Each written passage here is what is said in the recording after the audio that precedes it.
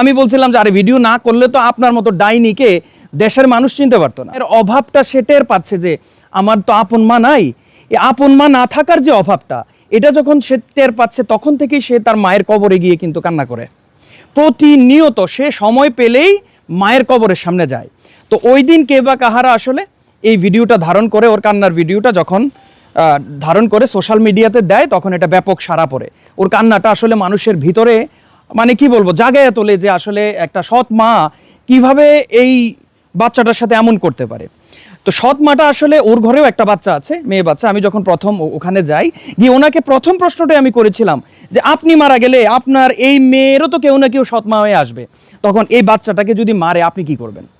কিন্তু উনি বারবারই ক্ষমা চাচ্ছে বা অনেক রকম ভাবে আসলে চেষ্টা করছে এই বিষয়টাকে সুরাহা করার জন্য, এবং এক পর্যায়ে বলা শুরু করেছে যে ভাই কেন ভিডিও করলেন, কেন ভিডিও না করেও তো এটা মানে ভালো হতো বা এইসব। তো আমি বলছিলাম যে আরে ভিডিও না করলে তো আপনার মতো ডাইনিকে দেশের মানুষ চিনতে পারতো না। তো জানলে অবাক হবেন যে মানে পরবর্তীতে আমরা এই বিষয়টা নিয়ে যখন কাজ করি, এক পর্যায়ে জানতে পেরেছি ওই মহিলার আরও আগে 3-4টা বিয়ে হয়েছে। ওই আগের বিয়ে যে হয়েছে ওখান থেকেও না বলে চলে আসছে। বিয়ে হওয়ার পর মানে কাবিননামা থাকে, তারপরে এটার একটা সমাধান থাকে না, ডিভোর্স থাকে, ডিভোর্স ছাড়াই এসে এখানে আরেকটা জায়গায় এসে বিয়ে বসে, এই ফ্যামিলিতে বিয়ে বসে। ওই পরিবারের লোকগুলো আমাদের ভিডিও দেখে আয়সা বলতেছে ভাই আমার ভাইয়ের সাথেও তো এই মেয়ের বিয়ে হয়েছিল, তাকে আমরা খুঁজে পাইতেছি না, ওই সংসারেও আমাদের একটা বাচ্চা আছে, ওই বাচ্চাটাকে ফিরাই এনে দেন। তো এখন এক বাচ্চার কষ্টের চিত্র তুলতে গিয়ে আরো কত কিছু যে বেরিয়ে আসছে আপনারা জানতে পারবেন। আমরা এটা নিয়ে কাজ করব। আগে সুমাইয়া এই বিষয়টা নিয়ে আমরা একটু সমাধানে আসি। তার কারণ আমাদের ইউনু মহোদয় লালমাই উপজেলার, তারপর লালমাই থানার ইউনু মহোদয় বিষয়টা যেহেতু দায়িত্ব নিয়েছেন, ওই এলাকার চেয়ারম্যান মহোদয় আছেন, ওরা দায়িত্ব নিয়েছেন যে আমরা দেখব এই মা ওর সাথে কেমন করে। তো আমি আবারও গিয়েছিলাম যে মাকে পাইনি। তো মাকে কেন পাইনি, যে হয়তো বা সাংবাদিক ভাইদের প্রশ্নের জবাব উনি ঠিকভাবে দিতে পারছে না বলে উনি বাপের বাড়িতে চলে গেছে। তো আমি এই প্রশ্নটা করেছিলাম, তো যাওয়ার সময় তো এই বাচ্চাগুলোরও নিয়ে যাওয়া দরকার ছিল, আপনি কার হাতে দিয়ে গেছেন? বাবাটা তো প্রবাসী, সৌদি প্রবাসী একজন বাবা, মাজরায় কাজ করে, মাসে 10-15 হাজার টাকার বেশি বেতন পায় না। এই বেতন দিয়েই কিন্তু এই বাচ্চাটা বা এই পরিবারটাকে চালায়। এইটা করতে গিয়ে বাবাটার কষ্টের সীমাহীন চিত্র আমরা যদি প্রকাশ করি তাহলে বুঝতে পারবেন। ওই বাবাটা ওই দিক থেকে হয়তো বা তার স্ত্রীকে শাসাতে পারে যে তুমি আমার এই বাচ্চাগুলোকে মাইরো না, এটা করো না, সেটা করো না, এর বেশি কিছু কিন্তু করতে পারে না। কারণ আমাদের বাংলাদেশে ভাই নারীদের নিয়ে আসলে বলতে গেলে আমার বউ আসবে, আমার মাও আসবে। অনেক সময় এমন কিছু নারীর চিত্র চলে আসে বা এমন কিছু নারীর কার্যক্রম আমাদের কাছে আসে যেগুলো দেখলে প্রত্যেকটা নারী জাতির উপর ঘৃণা চলে আসে। কিন্তু ওই যে আমার মা, ওই যে আমার বোন, ওই যে আমার স্ত্রীর কারণে হয়তোবা আমি সাধু সাইজা যাই, তা আমি ভালো।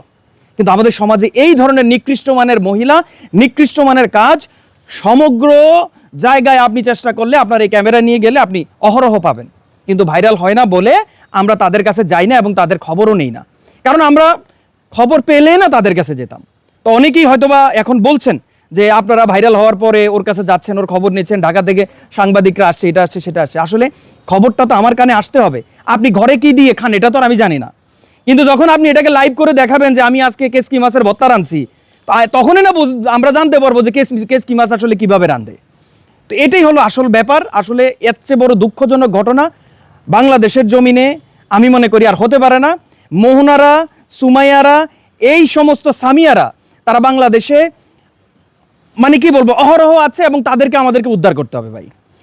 আমি মনে করি বাংলাদেশের প্রত্যেকটা মানুষ, আপনার হাতে একটা স্মার্টফোন আছে, আপনি খেয়াল রাখবেন আপনার আশেপাশে এই ধরনের অঘটন ঘটছে কিনা, ও আপনার আশেপাশে এরকম সৎ মা সৎ বাবা আছে কিনা, যারা জন্ম দিয়েছে, যারা জন্ম দিতে পেরেছে কিন্তু জন্মদাতা পিতা হতে পারেনি, যারা জন্ম দিয়েছে, যারা জন্মদাতা মা হতে পারেনি, সৎ মায়ের উপর দায়িত্ব দিয়েছে, সেই সৎ মা নিজেরটাকে লালন পালন কইরা কত সুন্দর। ওই সৎ মার বাচ্চাটার চুলে আমি হাত দিয়ে দেখছিলাম, ফ্রেশ, কোনো প্রবলেম নাই, বাচ্চাটা হৃষ্টপুষ্ট, মাশাআল্লাহ অনেক সুন্দর, তার কোনো দোষ নাই, তার দোষ আমি দিচ্ছি না। কিন্তু এই যে সামিয়া মেয়েটা, তার চুল, আজকে ওকে আমি শ্যাম্পু কিনে দিছি। আসলে শুরুতে যদি আমি বলতে চাই, আমাদের বাংলাদেশে ভাই কোনো কিছু যদি ভাইরাল না হয় না, কোনো কিছুর বিচার হয় না ভাই। আগে ভাইরাল হবে, তারপরে সবাই এটা নিয়ে উপড়ে পড়বে, তারপরে এটার বিচার বলেন যাই বলেন, এটার একটা ফলাফল আসে। আপনারা মোহনার ব্যাপারটাও দেখছেন। তো আমরা আসলে এই ভাইরালের অপেক্ষা কত করব? আমাদের আশেপাশে এমন সুমাইয়া, মোহনারা অনেক আছে যারা কষ্ট পাচ্ছে কিন্তু তারা মুখ ফুটে বলতে পারছে না।